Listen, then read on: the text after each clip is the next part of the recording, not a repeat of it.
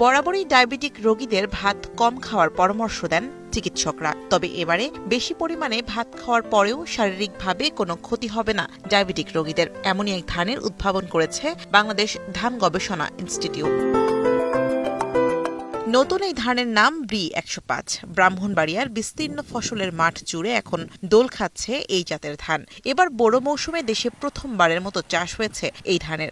মূলত এই ধানের চালে গ্লাইসেমিক কন্ডেক্সের মাত্রা কম থাকায় এটি ডায়াবেটিক রোগীদের জন্য ক্ষতিকারক নয়, ফলে এটাকে বলা হচ্ছে ডায়াবেটিক ধান। মূলত এই ধানের চাল চিকন এবং সুগন্ধি।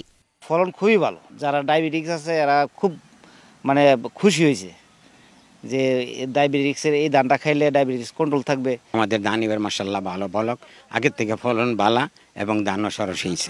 অন্যান্য বছর থেকে আমরা ভালো রেজাল্ট 20-22 মন ধরে এই বছর আমরা গ্রহণ করতে পারি। আগে পাইছি আমরা 14-15 মন। পরীক্ষামূলক হিসেবে ব্রাহ্মণবাড়িয়া জেলার নবীনগর, কসবা ও নাসিরনগরের ৮০ হেক্টর জমিতে ধান গবেষণা ইনস্টিটিউট উদ্ভাবিত নতুন ব্রি ১০১, ১০২, ১০৪ ও ১০৫ এবং ব্রি হাইব্রিড ৮ জাতের ধান চাষ করেছেন কৃষকরা। এর মধ্যে সবথেকে বেশি চাষ হয়েছে ১০৫ জাতের ধান। ১০৫টি মূলত ডায়াবেটিক ধান বলা হয়, কারণ এটির যে শর্করার মাত্রা, গ্লাইসেমিক ইন্ডেক্সের মাত্রা সেটি ৫৫ নিচে। অর্থাৎ ডায়াবেটিক পেশেন্টরা যদি এই চালের ভাত খায় তাদের শারীরিকভাবে কোনো ধরনের ক্ষতি হবে না। তাছাড়া ব্রি ধান ১০৪ এটিও খুব জনপ্রিয় হচ্ছে মাঠ পর্যায়ে। কৃষক এটি বুরু মৌসুমে সুগন্ধি এবং চিকন চাল হিসাবে এটি খুব জনপ্রিয়তা পেয়েছে এবং উৎপাদনশীলতা অনেক বেশি।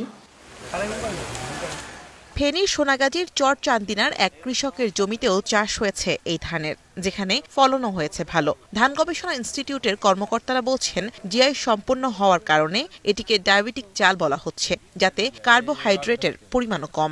ব্রি ধান ১০৫ এটা নতুন একটি জাত, এই জাতের ফলন অনেক ভালো, ৬.৭ টন। আমাদের কৃষকের জন্য ১০৫-২০ এটা সবচেয়ে ভালো ফসল, খুব উৎপাদন হয়েছে, ভালো হয়েছে। অ্যান্টি ডায়াবেটিক রাইস মানে এর গ্লাইসেমিক ইন্ডেক্স জিআই ভ্যালু বলি আমরা, এটা ৫৫। কিন্তু এই চালের ভাত খেলে সুগার বাড়বে না, ফলে এই চালের ভাত তারা সহজে খেতে পারবে। ব্রি ধান ১০৫ এবং দানাটাও ছোট চিকন। নওগাঁর নিয়ামতপুরের ১৯০ বিঘা জমিতে চাষ হয়েছে উচ্চ ফলনশীল জাতের বঙ্গবন্ধু ধান ১০০, ব্রি ১০২, ১০৪ এবং ১০৫। ৪০ জন কৃষক যে ধান চাষ করেছেন।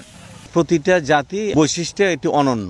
১০৫ যে জাতি সেটা হলো আমরা ডায়াবেটিক রাইস হিসাবে এটা আমরা রিলিজ করেছি।